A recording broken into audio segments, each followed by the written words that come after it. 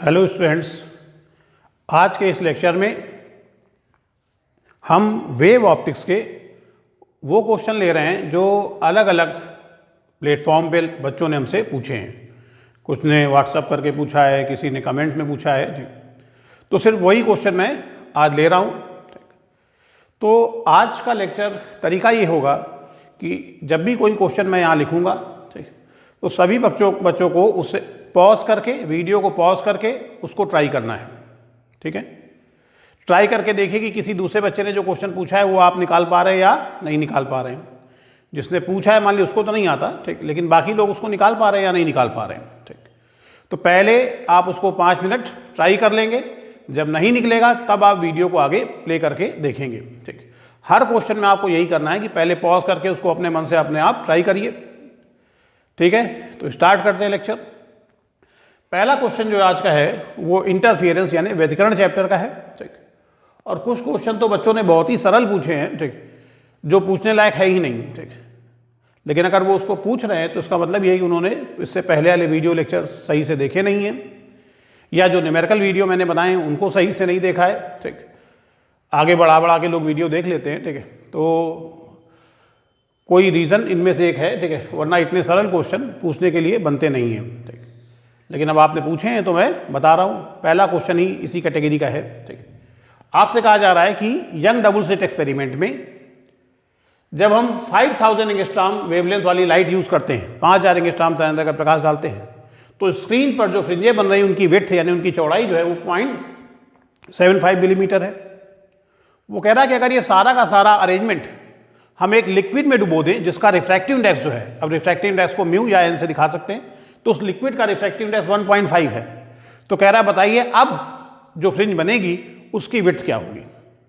Question समझ में आ गया? ठीक, तो जब सारा अरेंजमेंट हम लिक्विड में डुबो देंगे जिसका रिफ्रैक्टिव इंडेक्स इतना है। अच्छा, लिक्विड का रिफ्रैक्टिव इंडेक्स, लिक्विड का अपवर्तनांक, द्रव का अपवर्तनांक मतलब क्या होता है? वायु के सापेक्ष द्रव का अपवर्तनांक, refractive index of liquid with respect to air. ठीक, तो चलिए करते हैं। आपको वेव ऑप्टिक्स में कई जगह मैंने बताया है, जिसमें से एक चैप्टर पढ़ाया था नेचर ऑफ लाइट। उसमें तो न्यूमेरिकल यही थे कि जब लाइट एक मीडियम से दूसरे मीडियम में जाएगी तो नई वेवलेंथ क्या होगी निकालना, या नई स्पीड क्या होगी ये निकालना। ठीक, दूसरे मीडियम में स्पीड, दूसरे मीडियम में वेवलेंथ, इसी तरह के न्यूमेरिकल उसमें थे। तो आपको इसमें सोचना इतना था, पहले तो ये सारा अरेंजमेंट कहाँ है? एयर में है। भाई नहीं बता रहा तो मान लेंगे एयर में है। उस समय लाइट की वेवलेंथ इतनी है और विड्थ ये है फ्रिंज की। तो चलिए पहले का हम फार्मूला लिख लेते हैं,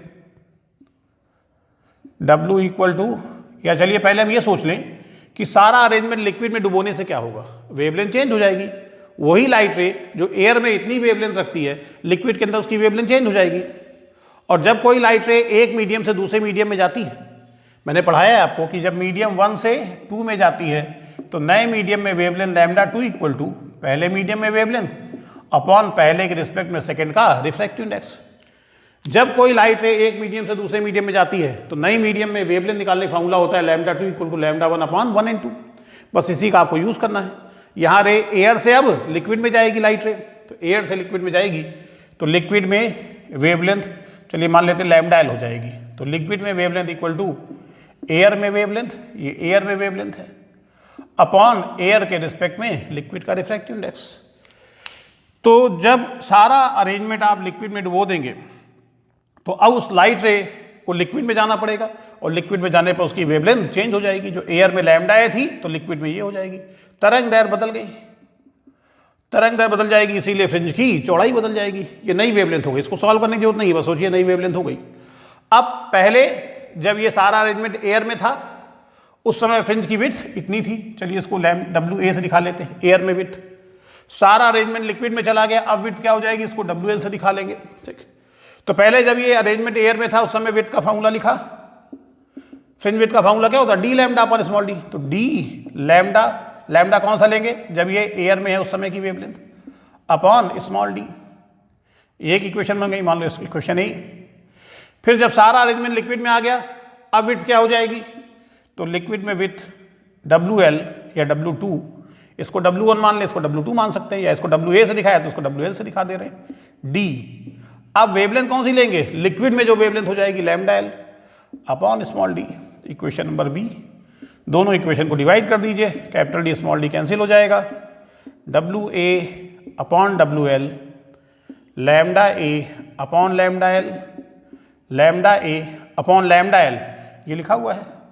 लिक्विड में वेवलेंथ का formula lambda A upon A N L, clear है। लैम्डा ए से lambda A cancel, A N L ऊपर आ गया। क्या निकालना है हम लोगों को? W L. तो डब्ल्यू एल को इधर ले लीजिए, इसको इधर ले आइए, ठीक। W L equal to W A upon A N L, clear है। एयर में विड्थ कितनी थी? 0.75 मिलीमीटर, और रिफ्रैक्टिव इंडेक्स कितना है? 1.5। इसको सॉल्व कर लीजिए, बस इतने मिलीमीटर डिवाइड कर लीजिएगा, ये आपका आंसर आ गया। सबकी समझ में आ गई बात? कोई दिक्कत हो बताइए? सभी की समझ में आ गई बात, ठीक।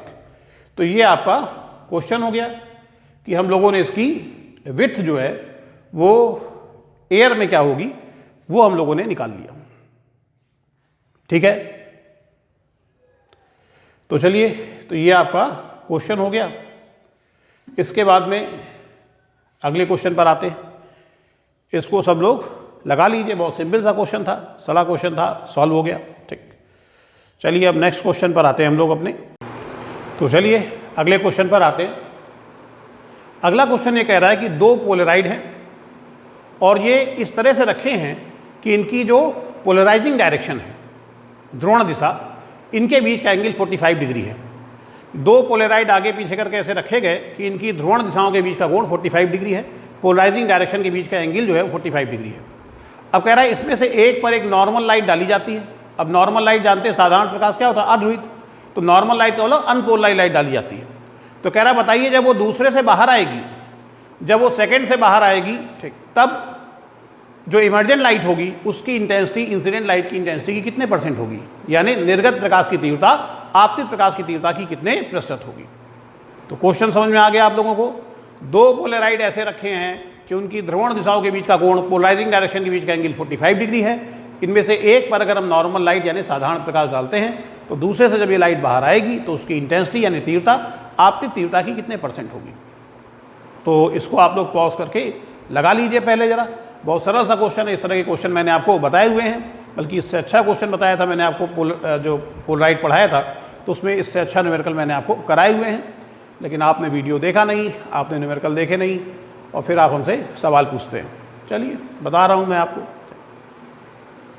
तो कैसे लगाते हैं इस तरह के क्वेश्चन।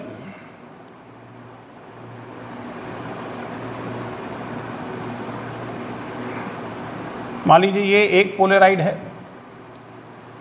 जब मैंने आपको पोलराइड पढ़ाया तो इस तरह के मैंने आपको लगभग 3 एग्जाम्पल जो है वो सॉल्व कराए थे।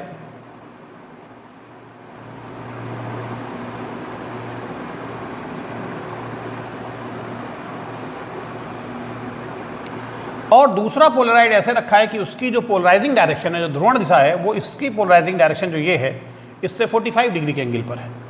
तो दूसरा पोलराइड हमने बनाया, इसकी पोलराइजिंग डायरेक्शन ये है पहले वाले की, दूसरे वाले की पोलराइजिंग डायरेक्शन इससे 45 डिग्री के एंगल पर है। तो ये मान लेते हैं कि दूसरे वाले की पोलराइजिंग डायरेक्शन है 45 डिग्री के एंगल पर। थोड़ा आगे बढ़ा के दिखा देते हैं तो समझ में आएगा कि ये पोलराइड 1 माने, इसको 2 माने, तो ये 1 की एक की ध्रुवण दिशा है और ये दूसरे की ध्रुवण दिशा है। दोनों के बीच का एंगल 45 डिग्री है। अब ये जो सेकंड की पोलराइजिंग डायरेक्शन है ये इसके अंदर बना लीजिए आप। ध्रुवण दिशा क्या होती है ये सब आपने थ्योरी में पढ़ा हुआ है, पोलराइजिंग डायरेक्शन क्या होती है। अब इस पर एक नॉर्मल लाइट गिर रही है। नॉर्मल लाइट का मतलब होता है अनपोलराइज्ड लाइट। मान लेते हैं कि इसकी जो इंटेंसिटी वो I0 है। तो पहले से जो बाहर आएगा, आपको पता है जब इससे लाइट बाहर आएगी तो वो पोलराइज हो चुकी होगी और उसमें वाइब्रेशन जो होंगे वो इसकी ध्रुवण दिशा के समांतर हो रहे होंगे, ठीक। तो पहले से जो लाइट बाहर आएगी, ठीक है, उसमें वाइब्रेशन पहले वाले की पोलराइजिंग डायरेक्शन के पैरेलल हो रहे होंगे। ये पहले वाले से इमर्जेंट लाइट है, निर्गत तीव्रता है। ये निर्गत तीव्रता अगर हम I1 माने तो मैलस के रूल से मेलस का रूल क्या कहता है कि इससे इमर्जेंट लाइट की जो इंटेंसिटी होगी I1, मेलस का फॉर्मूला होता है I equal to I naught cos square theta. I naught incident light की इंटेंसिटी, इस पर इंसिडेंट लाइट की इंटेंसिटी आई नॉट ही आपतित प्रकाश की तीव्रता, कॉस स्क्वायर थीटा जिसमें थीटा होता है जो लाइट गिर रहा है उसके वेक्टर्स पोलराइट फिल्म की ध्रुवण दिशा से कितना कोण बना रहे हैं। तो यहाँ जो लाइट गिर रही है उसके वेक्टर्स पोलराइट फिल्म की जो ध्रुवण दिशा है उससे कितना कोण बना रहे हैं। यहाँ तो जो लाइट गिर रही है वो तो अनपोलराइज लाइट है, तो उसमें वेक्टर सभी डायरेक्शन में होंगे, तो यहाँ पर तो थीटा की सभी वैल्यू होंगी। तो आपको बताया गया थ्योरी में कि ऐसे केस में हम कॉस स्क्वायर थीटा की एवरेज वैल्यू ले लेते हैं। जब अनपोलराइज लाइट होती है तो इसकी एवरेज वैल्यू लेनी है, और इसकी एवरेज वैल्यू आप जानते हैं 1/2 होती है। तो 1/2 रखेंगे तो पहले पोलराइड से जो लाइट बाहर आ रही है उसकी इंटेंसिटी अगर हम I1 माने तो वो I1 बराबर है I0/2। अब आप जानते हैं कि पहले से जो बाहर आ रहा है वही दूसरे पर गिर रहा है, यानी सेकेंड पर इंसिडेंट लाइट की इंटेंसिटी कितनी हो जाएगी I1, और सेकेंड पर जो लाइट गिर रही है उसके वेक्टर्स जो हैं ये तो पहले वाले पोलराइड फिल्म की ध्रुवण दिशा में कंपन कर रहे हैं ना, ऐसे इनके वाइब्रेशन पहले वाले की पोलराइजिंग डायरेक्शन में है, तो ये वाइब्रेशन दूसरे वाले की पोलराइजिंग डायरेक्शन से कितने एंगल पर है 45 पर। तो अगर दूसरे से निर्गत तीव्रता निकालें, ठीक, तो सेकेंड पोलराइड से निकलने वाली प्रकाश की तीव्रता I2 इक्वल टू, मेलस का नियम फिर से लगा रहे हैं, I equal to I naught. I क्या होता है इसमें, जो लाइट बाहर आई थी उसकी इंटेंसिटी को हमने I2 मानी। आई नॉट क्या होता है, इंसिडेंट लाइट की इंटेंसिटी, तो इस पर जो लाइट गिर रही है उसकी इंटेंसिटी तो I1 है ना, तो I equal to I naught cos square theta. Theta क्या होता है, जो लाइट गिर रही है उसके वेक्टर्स जिस पर गिर रही है उसकी पोलराइजिंग डायरेक्शन से कितना एंगल बना रहे हैं। तो ये जो वेक्टर हैं वो इस डायरेक्शन में हैं और वो इसकी डायरेक्शन से पोलराइजिंग डायरेक्शन से 45 डिग्री के एंगल पर है, तो यहाँ कॉस स्क्वायर 45 डिग्री रख देंगे। I1 की वैल्यू I0/2, कॉस 45 की वैल्यू होती है 1/√2, उसका आपको स्क्वायर करना है, तो I2 इक्वल टू आ जाएगा 1/2 और 2 × 4 I0/4। तो फाइनली जो निर्गत तीव्रता है वो आपतित तीव्रता की 1/4 है, इमर्जेंट इंटेंसिटी इंसिडेंट इंटेंसिटी की 1/4 है, और 1/4 का मतलब सभी जानते हैं 25%। तो इसका मतलब निर्गत तीव्रता आपतित तीव्रता की कितनी होगी, 25% होगी। परसेंटेज निकालना है तो ऐसे निकाल लीजिए, परसेंटेज निकालना सिखाया था मैंने आपको, ठीक है, कि आप ये देखा करें कि जब I0 इंटेंसिटी की लाइट गिर रही है तो जो बाहर आ रही है, आप जानते हैं दूसरे से जो बाहर आएगी उसमें वाइब्रेशन सेकेंड वाली पोलराइड फिल्म के पोलराइजिंग डायरेक्शन के पैरेलल हो रहे होंगे ये, ठीक। तो I0 तीव्रता का जब प्रकाश गिरता है तो कितना बाहर आ पा रहा है, I0/4। तो I0 में से कितना बाहर निकल पा रहा है, I0 में से कितना बाहर निकल पा रहा है, I0/4। तो एक से कितना बाहर निकलेगा, I0/4/I0। तो अगर आपके प्रकाश की तीव्रता 100 होती तो कितना बाहर आता, परसेंटेज मतलब 100 में निकालना। I0 में से कितना बाहर आया, I0/4। अगर ये 1 होती तो कितना बाहर आता, I0/4/I0। तो अगर ये 100 होती तो कितना बाहर आता, इंटू 100। I0 से I0 कैंसिल, 1/4 × 100 यानी 25%। तो ये आपका सेकेंड क्वेश्चन हो गया। 25% जो है वो बाहर आ रहा है, ठीक है, आपके प्रकाश का 25% बाहर निकल पा रहा है। तो क्वेश्चन था आप निर्गत प्रकाश की तीव्रता आपके प्रकाश की तीव्रता की कितने परसेंट होगी, इमर्जेंट लाइट की इंटेंसिटी इंसिडेंट लाइट की इंटेंसिटी की कितने परसेंट होगी, 25% होगी। सिंपल सा क्वेश्चन है, इससे ज़्यादा अच्छे क्वेश्चन मैंने आपको कराए हुए हैं। चलिए ये आपका सेकेंड क्वेश्चन हो गया। चलिए आइए आज के थर्ड क्वेश्चन पर आते हैं। थर्ड क्वेश्चन थोड़ा अच्छा सवाल है, देखते हैं जरा। क्वेश्चन में आपसे कह रहा है कि the absolute refractive index, RI हमने शॉर्ट में लिख दिया है, refractive index, the absolute refractive index of air is 1.0003 and the wavelength of yellow light in vacuum is 6000 angstrom. Find the thickness of air column which will have one more wave of the yellow light than in the same thickness of vacuum column. यानी वो आपसे ये कह रहा है कि air का जो एब्सोल्यूट रिफ्रैक्टिव इंडेक्स है, एब्सोल्यूट रिफ्रैक्टिव इंडेक्स मतलब निरपेक्ष अपवर्तनांक, तो वायु का निरपेक्ष अपवर्तनांक 1.0003 है। अब ये निरपेक्ष अपवर्तनांक क्या होता है, मैंने बताया था किसी भी माध्यम का निर्वात के सापेक्ष जो अपवर्तनांक होता है उसे हम लोग कहते हैं ये निरपेक्ष अपवर्तनांक है, ठीक। तो refractive index relative to vacuum आप कह सकते हैं। तो आपको एयर का रिफ्रैक्टिव इंडेक्स दिया जा रहा है, जनरली हम लोग एयर का रिफ्रैक्टिव इंडेक्स 1 मानते थे, तब हम लोग एयर और वैक्यूम एक ही बात मानते थे, लेकिन इस बार एयर का रिफ्रैक्टिव इंडेक्स उसने दिया है 1.0003, यानी एक से थोड़ा सा क्या है, ज़्यादा है। तो आगे आपसे कह रहा है कि and the wavelength of yellow light in vacuum is 6000 angstrom, और पीले प्रकाश की निर्वात पे जो तरंग दैर्ध्य है वो 6000 एंगस्ट्रॉम है। ठीक, कह रहा है कि find the thickness of air column which will have one more wave of the yellow light than in the same thickness of vacuum column. तो यानी हमें क्या करना है, हमें वायु स्तंभ की वो मोटाई ज्ञात करनी है, एयर कॉलम की वो थिकनेस ज्ञात करनी है जितने थिक एयर कॉलम में, जितने मोटे वायु स्तंभ में पीले प्रकाश की एक तरंग जो है वो ज़्यादा आ जाए, किससे, जितनी जो है वेव उसी मोटाई के निर्वात स्तंभ में आती है। सवाल समझ में आया आपको? ठीक, वो पूछ रहा है वायु स्तंभ की वह मोटाई ज्ञात कीजिए जिसमें इतने ही मोटाई वाले निर्वात स्तंभ की तुलना में एक अतिरिक्त तरंग आ जाए, एक एक्सेस वेव आ जाए। यानी वो पूछा है कितना मोटा एयर कॉलम ले जिसमें पीले प्रकाश के तरंगों की जो संख्या है ये इसी मोटाई के वैक्यूम कॉलम में जितनी आती थी तरंगे उससे एक ज़्यादा आ जाए। समझ में आ गई बात? ठीक, ज़्यादा कैसे आ जाएगी? क्योंकि एयर का रिफ्रैक्टिव इंडेक्स इस बार वैक्यूम से थोड़ा ज़्यादा दे रहा है, रिफ्रैक्टिव इंडेक्स बढ़ जाएगा तो इसमें जाने पर वेवलेंथ घट जाएगी। ठीक, और वेवलेंथ का मतलब मैंने बताया था, वेवलेंथ मतलब वेव की लेंथ। वेवलेंथ क्या बताती है कि एक तरंग कितनी लंबी है। तो जब एयर में वेवलेंथ घट जाएगी, तरंग की लंबाई घट जाएगी, तरंग थोड़ी छोटी हो जाएगी, तो हो सकता है कि छोटी छोटी तरंगे उसमें जितनी निर्वात स्तंभ में आती थी उतनी उसमें एक ज़्यादा आ जाए उससे। तो वही पूछ रहा है कितना मोटा वायु स्तंभ लें कि उसमें तरंगों की संख्या इसी मोटाई के निर्वात स्तंभ में जितनी तरंगें आती हैं उससे एक ज़्यादा हो। तो सवाल मैंने समझा दिया, पॉज करके इसको आप ट्राई करिए, देखिए आपको आता है या नहीं आता है। ठीक, चलिए हम लोग लगाते हैं इसको, फिर आप पॉज करके ट्राई करके आ जाए तो अच्छी बात है, नहीं आए तो फिर आप उसके बाद इसको देखेंगे। ठीक, तो चलिए देखते हैं जरा हम लोग। सबसे पहले आपको वैक्यूम में इसका सल्यूशन जो है, वैक्यूम में वेवलेंथ दी गई है 6000 एंगस्ट्रॉम। ठीक, तो जरा हम ये वो क्वेश्चन क्या कह रहा है, कितना मोटा वायु स्तंभ लें, तो आप मान लेंगे कि let the thickness of desired air column is T. यानी मान लेंगे, माना जो एयर कॉलम हम लेंगे उसकी थिकनेस अगर टी होगी तो उसमें जो नंबर ऑफ वेव्स हैं वो इसी मोटाई के वैक्यूम कॉलम में जितनी आएंगी उससे एक ज़्यादा आ जाएगी। ये हमने मान लिया, शुरू में लैंग्वेज मान लिया, ठीक है, कि let the desired thickness of air column will be T, माना, ठीक है, कि वायु स्तंभ की मोटाई जो है वो टी होगी, तो इसमें नंबर ऑफ वेव्स जो होंगी वो इतने ही मोटाई के वैक्यूम कॉलम में जितनी आती उससे एक ज़्यादा आ जाएगी। अब जरा हम निकालें कि टी मोटाई के वैक्यूम कॉलम में कितनी तरंगें आएंगी। ठीक, तो नंबर ऑफ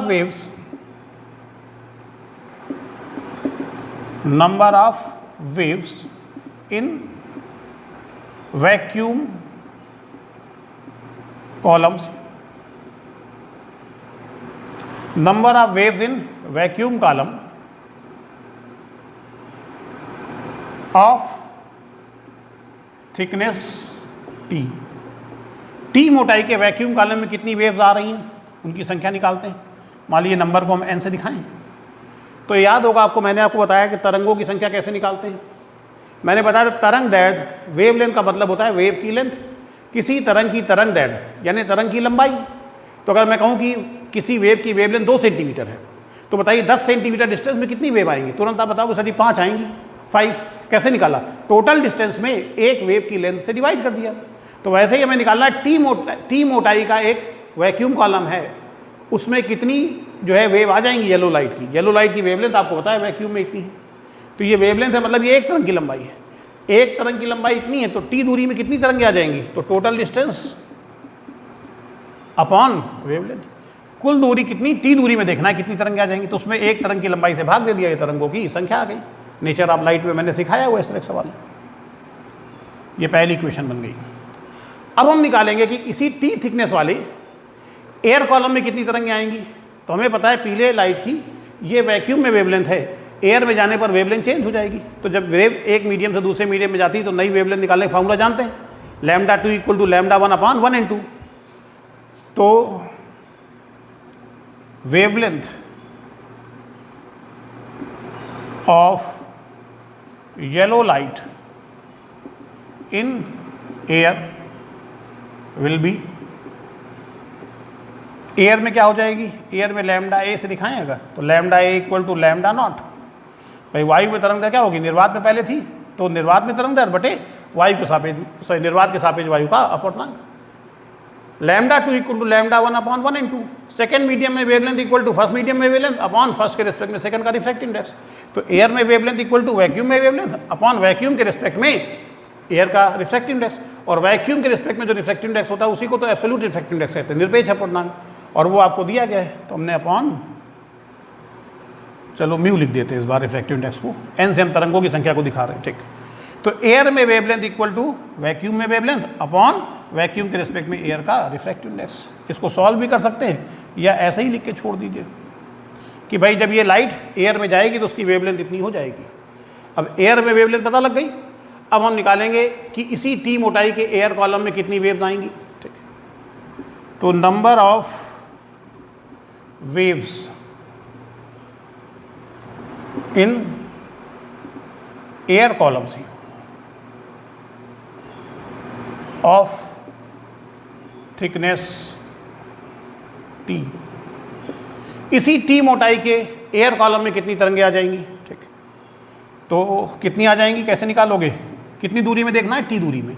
कैसे देखेंगे, दूरी में तरंग दैर्ध्य से भाग दे दी एक तरंग की लंबाई से, और एयर में इसी येलो लाइट की वेवलेंथ लैम्डा ए हो जाती है, लैम्डा नॉट नहीं रह जाती, बदल गई, लैम्डा ए हो गई, ठीक। यानी अब एक तरंग की लंबाई इतनी है, तो टी दूरी में कितनी तरंगें आ जाएंगी, दूरी बटे एक तरंग की लंबाई, ये तरंगों संख्या है। लेकिन हमें तो पहले ही माना हुआ है कि एयर कॉलम में वैक्यूम में जितनी आती है उससे एक ज़्यादा आएगी, तो वैक्यूम कॉलम में आपने माना था एन आएंगी, तो आप सवाल के हिसाब से एयर कॉलम में उससे एक ज़्यादा आ जाएगी, तो यानी इसमें तरंगों की संख्या जो है वो n+1 हो जाएगी। तो हमने निकाला कि टी मोटाई के एयर कॉलम में कितनी तरंगें आएंगी, कैसे निकाला, वही तरीका, दूरी में एक तरंग की लंबाई से भाग दे दिया, तरंगों संख्या आ गई। लेकिन यहाँ तरंगों संख्या में पहले से पता है, वो हमने खुद ही माना था कि वैक्यूम कॉलम में जितनी आएंगी इसमें उससे एक ज़्यादा आएगी, तो वैक्यूम कॉलम में तो n आ रही, तो इसमें n+1 आ जाएगी, ठीक। क्लियर है। अब इक्वेशन 1 और 2 की जो वैल्यू है वो इसमें आप पुट कर दीजिए, 1 की वैल्यू यहाँ पर और 2 की वैल्यू यहाँ पर रख दीजिए। तो देखिए क्या आ जाएगा, n की वैल्यू हमने रखी t अपॉन लैम्डा नॉट, यहाँ पे n की value t upon lambda not put कर दी, +1 इक्वल टू इधर t अपॉन लैम्डा ए की value lambda naught upon mu, तो लैम्डा नॉट अपॉन म्यू, तो अपॉन म्यू जो होगा ऐसे ये तो ऊपर पहुंच जाएगा, तो ये हो गया म्यू टी। क्लियर है। अब इसको इधर ले लीजिए, इधर बचेगा 1 mu T upon lambda not minus T upon lambda not, T upon lambda not common हो जाएगा, mu -1 T upon lambda not. Clear है। यहाँ से टी निकालना था, थिकनेस निकालनी थी, तो T equal to lambda naught upon mu -1। Clear है। वैल्यू पुट करिए, लैम्डा नॉट कितना है 6000 एंगस्ट्रॉम, 6000 एंगस्ट्रॉम मतलब हो गया 6 × 10⁻⁷ मीटर। भाई एंगस्ट्रॉम को मीटर में कैसे बदलते हैं, 10⁻10 से मल्टीप्लाई करते हैं, तो 6000 में जब तुम 10⁻10 से मल्टीप्लाई करोगे तो 6 × 10⁻⁷, और म्यू की वैल्यू है 1.003, और -1 करेंगे जब इससे तो ये आ जाएगा 6 × 10⁻⁷, ठीक है। और ये 1 में से जाएगा तो बचेगा 0.0003, और डेसिमल को जब हम 4 डिजिट इधर लाएंगे तो ये हो जाएगा 3 × 10⁻⁴, 10⁻⁷ 10⁻⁴ कैंसिल होकर ऊपर बचेगा 10⁻⁻3, और 3 से इसको कैंसिल कर देंगे तो t इक्वल टू आ जाएगा 2 × 10⁻³ मीटर। 2 × 10⁻³ मीटर या 10⁻³ हटाकर आप इसको मिलीमीटर कर सकते हैं, 2 मिलीमीटर। यह आपका आंसर आ गया। क्वेश्चन समझ में आया। तो कितना मोटा वायु स्तंभ लें कि इसमें इसी मोटाई के निर्वात स्तंभ की तुलना में एक अतिरिक्त तरंग आ जाए। हमने मान लिया कि टी मोटाई का वायु स्तंभ लेंगे, टी थिकनेस का एयर कॉलम लेंगे, तो इसमें नंबर ऑफ वेव्स जो होंगी वो इसी थिकनेस के वैक्यूम कॉलम में जितनी आती हैं उससे एक ज़्यादा हो जाएंगी। तो पहले निकाला टी मोटाई के वैक्यूम कॉलम में कितनी तरंगें आएंगी। एक निश्चित दूरी में तरंगों संख्या कैसे निकालते हैं, डिस्टेंस में वेवलेंथ से डिवाइड कर देते हैं, ठीक। तो हमने माना वैक्यूम कॉलम में n आएंगी, तो n equal to T upon lambda naught. फिर हमने निकाला कि जब यही वेव एयर में जाएगी तो एयर में वेवलेंथ कितनी हो जाएगी, तो एयर में वेवलेंथ वही लैम्डा टू इंटू लैम्डा 1/1 लगाया, ठीक, एयर में वेवलेंथ इतनी हो जाएगी। तो अब वेवलेंथ जब इतनी हो जाएगी तो इसी मोटाई की एयर कॉलम में कितनी तरंगें आएंगी, तो टी दूरी में कितनी तरंगें आएंगी, तो दूरी बटे तरंग दैट, ठीक, इतनी तरंगें आएंगी। और वो हमने पहले ही पता है कि वैक्यूम में जितनी आती है इसमें उससे एक ज़्यादा आएगी, तो उसमें लिख दिया n+1। अब ये n की वैल्यू यहाँ रख दी और लैम्डा ए की वैल्यू ये यहाँ रख दी, सॉल्व कर लीजिए, टी की वैल्यू आ जाएगी। हो गया सवाल आपका। समझ में आया सबको क्वेश्चन ये अच्छी तरीके से? चलिए इसको स्क्रीनशॉट ले लीजिए इसका आप लोग। तो चलिए देखते हैं हम लोग आज का अगला क्वेश्चन, फोर्थ क्वेश्चन। ये क्वेश्चन इंटरफियरेंस का है। पहला क्वेश्चन मैंने इंटरफियरेंस का बताया, फिर दूसरा पोलराइजेशन का, फिर तीसरा हम लोगों ने नेचर ऑफ लाइट का देखा क्वेश्चन। और अब हम लोग आते हैं फिर से वापस एक क्वेश्चन, एक बच्चे ने पूछा है, ये इंटरफियरेंस का क्वेश्चन है। इसमें क्वेश्चन में कहा जा रहा है कि यंग डबल स्लिट एक्सपेरिमेंट में एक स्लिट जो है वो दूसरी स्लिट से थोड़ा ज़्यादा वाइडर है, यानी एक स्लिट की तुलना में दूसरी स्लिट ज़्यादा चौड़ी है। मैंने यंग डबल स्लिट एक्सपेरिमेंट में एक न्यूमेरिकल बताया था जिसमें मैंने आपसे कहा था कि जब वो कुछ नहीं कहता तो हम ये मान लेते हैं कि यंग डबल स्लिट एक्सपेरिमेंट में दोनों स्लिट जो हैं वो आइडेंटिकल है, एक जैसी है, एक जैसी चौड़ाई है दोनों की। एक जैसी चौड़ाई होगी तो जितनी लाइट इससे निकलेगी उतनी लाइट इससे निकलेगी, यानी दोनों से निकलने लाइट की इंटेंसिटी हम लोग सेम मान लेते हैं, ठीक। यहाँ पर वो कह रहा है कि एक स्लिट जो है दूसरी स्लिट से ज़्यादा चौड़ी है, और वो बता रहा है कि एक से निकलने वाली लाइट का जो एम्पलीट्यूड है वो ए है, एक से निकलने वाली लाइट का एम्पलीट्यूड जितना है दूसरे से निकलने वाली लाइट का एम्पलीट्यूड उसका डबल है। तो अगर हम मान लें कि एक स्लिट से जो लाइट निकल रही है उसका amplitude A1 equal to A है, तो क्वेश्चन के हिसाब से दूसरी स्लिट से निकलने वाली लाइट का एम्पलीट्यूड जो है वो 2A है। कह रहा है अगर जब ये इंटरफियरेंस करती हैं तो मैक्सिमम इंटेंसिटी जो है वो I0 है। तो आपको बताना है कि उस पॉइंट पर इंटेंसिटी कितनी होगी जिस पॉइंट पर दोनों के बीच का फेज डिफरेंस 5 होगा। तो इसमें एक ही चीज़ दी गई है क्वेश्चन में, और वो ये है कि मैक्सिमम इंटेंसिटी जो है वो I0 है। तो ज़रा हम ये देखें कि दो ऐसी वेव जिनमें एक का एम्पलीट्यूड दूसरे का डबल है, जब ये इंटरफियरेंस करती हैं तो मैक्सिमम इंटेंसिटी कितनी होती है। मैक्सिमम इंटेंसिटी वो तो दे रहा है कि कितनी है, I0 है, ठीक। हम लोग निकालते हैं कि मैक्सिमम इंटेंसिटी कितनी होती है, ठीक। तो चलिए देखते हैं ज़रा। अगर आपको फार्मूले याद हो, एक का एम्पलीट्यूड हमने A माना, दूसरे का 2A है। अगर आपको फार्मूला याद हो तो मैक्सिमम इंटेंसिटी निकालने का फार्मूला जब इंटरफियरेंस होता है एम्पलीट्यूड के टर्म में K A1 + A2 का होल स्क्वायर होता था। जब कंस्ट्रक्टिव इंटरफियरेंस होता है इंटेंसिटी मैक्सिमम हो जाती है तो एम्पलीट्यूड होता है K A1 + A2 का होल स्क्वायर, ठीक है। इस क्वेश्चन को भी पहले पॉज करके, हर क्वेश्चन को पहले पॉज करके अपने आप ट्राई करेंगे। जब लगा लें पूरा क्वेश्चन तब देखिए मैंने कैसे लगाया, आपने कैसे लगाया, वैसे ही लगाया, सही लगाया, गलत, ठीक है। बिल्कुल नहीं आ रहा है तब आप इसको देखेंगे। तो I maximum equal to K A1 + A2 का होल स्क्वायर। सवाल में कह रहा है मैक्सिमम इंटेंसिटी I0 है, तो इस सवाल में हम I मैक्सिमम को I0 से दिखा देते हैं। K A1 की जगह रख दिया A, A2 की जगह रख दिया 2A। तो I0 इक्वल टू 2A और A 3A, 3A का स्क्वायर करेंगे 9KA²। तो मैक्सिमम इंटेंसिटी जो है वो I0 है, तो ये I0 की वैल्यू हुई 9KA²। अब आपको कह रहा है कि उस पॉइंट पर रिजल्टेंट इंटेंसिटी कितनी होगी, जिस पॉइंट पर जब ये दोनों पहुंचेंगी तो वहाँ पर इनके बीच का जो फेज डिफरेंस है वो 5 होगा। तो हमें पता है किसी पॉइंट पर रिजल्टेंट इंटेंसिटी निकालने का फार्मूला I इक्वल टू, अगर हम लोग एम्पलीट्यूड के टर्म में लिखें तो एम्पलीट्यूड के टर्म में होता है K A1² + A2² + 2A1 A2 cos phi। याद होगा आपको, एक I के टर्म में और एक एम्पलीट्यूड के टर्म में दो फार्मूले बताए थे। तो रिजल्टेंट इंटेंसिटी निकालने का फार्मूला ये होता है K A1² + A2² + 2A1 A2 cos phi। K A1 की जगह हम यहाँ A लिख देते हैं, तो A², A2 की जगह 2A लिखेंगे तो 2A का square, 2A × 2A cos phi।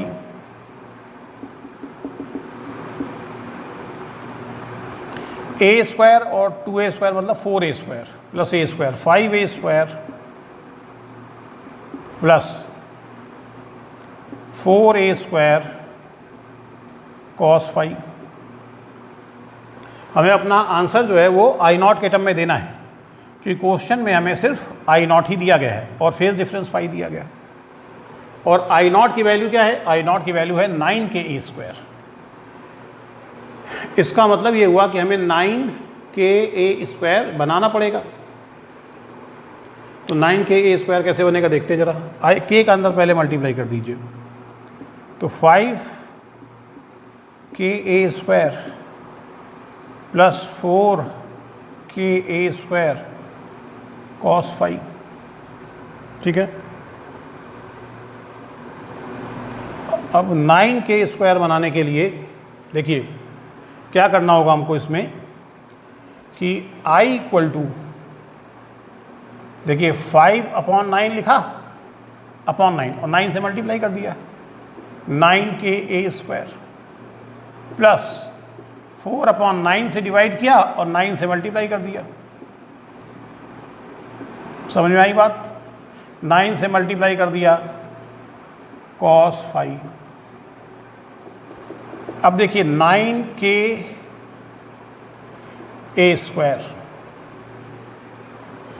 9ka² हम लोग कॉमन ले सकते हैं, ठीक है, बल्कि 9ka²/9 कॉमन ले सकते हैं हम लोग, 9 भी तो है दोनों में, ठीक। और यहाँ से बचेगा 5 + 4 कॉस फाई। 9ka² की जगह हम लोग I0 लिख सकते हैं, तो I equal to I0/9 5 + 4 cos phi. ये हम लोगों का आंसर हो गया कि उस पॉइंट पर, जिस पॉइंट पर ये दोनों वेव पहुंचेंगी और उनके बीच का फेज डिफरेंस फाई होगा, वहाँ पर रिजल्टेंट इंटेंसिटी कितनी होगी अगर मैक्सिमम इंटेंसिटी I0 है तो ये हमारा आंसर आ गया कि वहाँ पर इंटेंसिटी I0/9 5 + 4 कॉस फाई हो। आंसर में देखिए वही दो टर्म है जो हमें सवाल में दिए गए थे, I0 और फाई। क्लियर हो गया क्वेश्चन ये आपको? सबकी समझ में आ गई बात? ठीक है, तो आप इसका एक स्क्रीनशॉट ले लीजिए। ये आपका 4th क्वेश्चन हो गया। चलिए आज के 5वें क्वेश्चन पे आते हैं। आज का 5वां क्वेश्चन ये कह रहा है, ये डिफ्रैक्शन का क्वेश्चन है कि एक सिंगल स्लिट है, यानी एक जो है स्लिट है जिसकी जो विड्थ है, चौड़ाई जो दी गई वो 0.025 मिलीमीटर है, और इसके सामने एक उत्तल लेंस, कॉन्वेक्स लेंस रखा है जिसकी फोकल लेंथ 50 सेंटीमीटर है। स्लिट पर 5900 एंगस्ट्रॉम वेवलेंथ का लाइट जो है वो डाली जा रही है।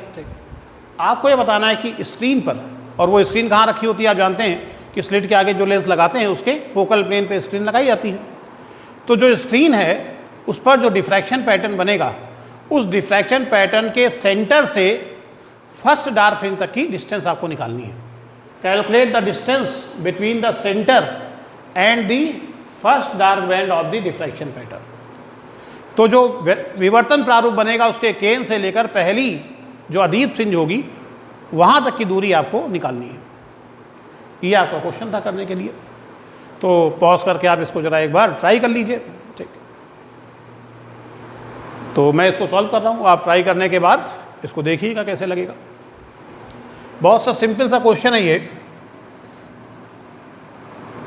मान लीजिए ये सिंगल स्लिट है, आपको पता है कि डिफ्रैक्शन पैटर्न के सेंटर पर प्रिंसिपल मैक्सिमा बनती है। इंसिडेंट रे की डायरेक्शन में चलते हैं तो सेंटर पर प्रिंसिपल मैक्सिमा बनती है, ठीक। तो सेंटर पर बनता है प्रिंसिपल मैक्सिमा, और जो पहली डार्क फ्रिंज जो बनती है, फर्स्ट डार्क जो आता है, उसकी जो एंगुलर पोजीशन होती है, कितने एंगल पर आता है फर्स्ट डार्क? फर्स्ट डार्क जो है उसकी जो एंगुलर पोजीशन होती है वो इस इक्वेशन से हम देते हैं, फॉर डार्क फ्रिंज या for minima E sin theta equal to n lambda for first dark,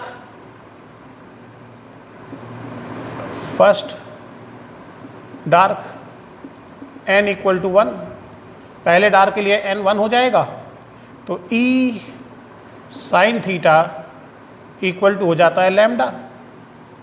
बोलो क्लियर है? अब यहाँ फर्स्ट डार्क बन रही है और ये है स्क्रीन का सेंटर, तो सेंटर से फर्स्ट डार्क तक की डिस्टेंस ये निकालनी है हमको। ये इसको अगर हम लोग y मान लें तो ये y हम लोगों को निकालना है। और आपको पता है कि स्लिट से बिल्कुल सटाई हुआ हमारा कॉन्वेक्स लेंस रखा होता है, तो यहाँ से यहाँ तक की डिस्टेंस f होती है, क्योंकि स्क्रीन इसके फोकस पर खड़ी होती है, फोकल प्लेन होती है स्क्रीन। ठीक, अच्छा, तो साइन थीटा इक्वल टू आ गया लैम्डा अपॉन ई। और आप जानते हैं कि अगर थीटा बहुत स्मॉल है तो हम साइन थीटा की जगह थीटा लिख सकते हैं, और फिर थीटा बहुत स्मॉल है तो हम थीटा की जगह टेन थीटा लिख सकते हैं। ठीक है, तो पहले साइन थीटा की जगह थीटा लिखिए, क्योंकि थीटा बहुत स्मॉल है तो sine theta equal to theta, और फिर थीटा बहुत स्मॉल होने पर theta equal to tan theta भी तो लिख सकते हैं। यानी कुल मिला के for small value of theta, theta की स्मॉल वैल्यू के लिए, कि थीटा बहुत स्मॉल है, sine theta equal to theta which is equal to tan theta. बोलो ठीक है?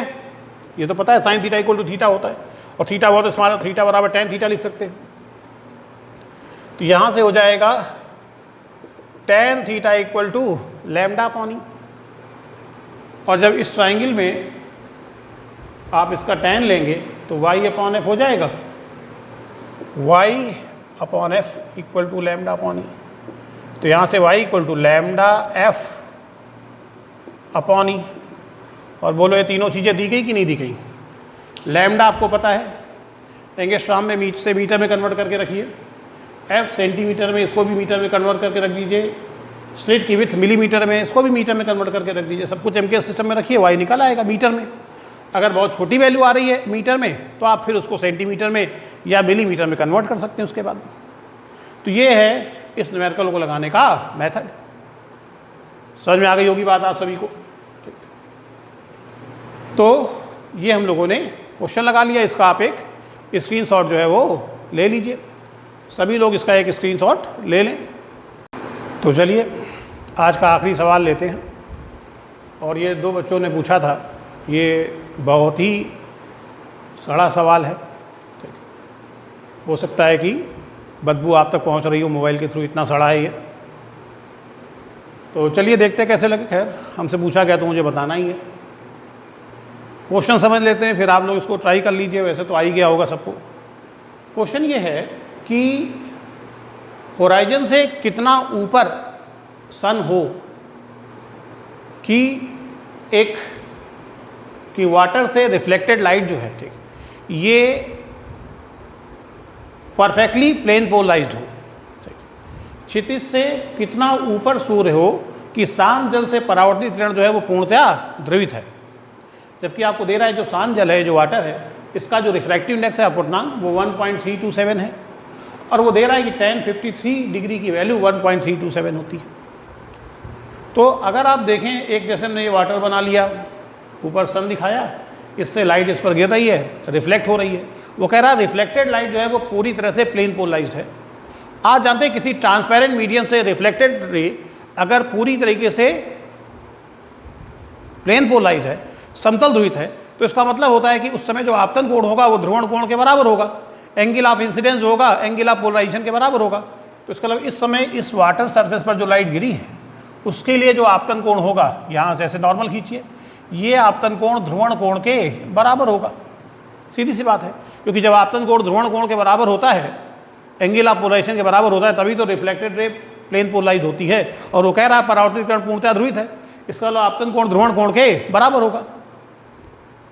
तो ये एंगल हमें पता है ध्रुवण कोण के बराबर होगा। और वाटर का आपको रिफ्रैक्टिव इंडेक्स दिया गया, तो आप आईपी नहीं निकाल पाएंगे। आप सीधे सीधे n equal to tan I P लगाइए। n दिया गया 1.327 टेन आई पी, और 1.327 वो कह रहा है 1053 डिग्री की वैल्यू होती है। तो इधर आपने 1053 डिग्री लिख दिया, तो ये आ गया 10 आई पी, यहाँ से आई पी आ गया 53 डिग्री। आई पी की वैल्यू 53 डिग्री हम लोगों ने निकाल ली। लेकिन आईपी हमें नहीं निकालना था। वो तो पूछा था क्षितिज से कितना ऊपर सूर्य हो, ये एंगल नहीं निकालना था। ये जो सन है ये क्षितिज से कितना ऊपर है, होराइजन से कितना ऊपर है, ये एंगल निकालना था। इसको हमने थीटा मान लिया कि इस समय सन जो है वो होराइजन से थीटा डिग्री ऊपर है, ठीक। तो वो पूछा था होराइजन से कितना ऊपर हो सन, ठीक, कि उससे चलने वाली रे वाटर से रिफ्लेक्शन के बाद प्लेन पोलराइज हो जाए। तो हमें तो ये एंगल निकालना है। इस समय सन यहाँ है और ये होराइजन से कितना ऊपर है, इतना ऊपर है। इस एंगल को हमने थीटा मान लिया। तो फिगर में आपको ये दिखाई दे रहा है कि ये एंगल प्लस ये एंगल 90 होगा, ठीक। Theta plus I P equal to 90 degree, ये तो दिखाई दे रहा होगा। तो यहाँ से theta equal to 90 degree minus I P, 90 degree minus 53 degree, theta equal to 37 degree.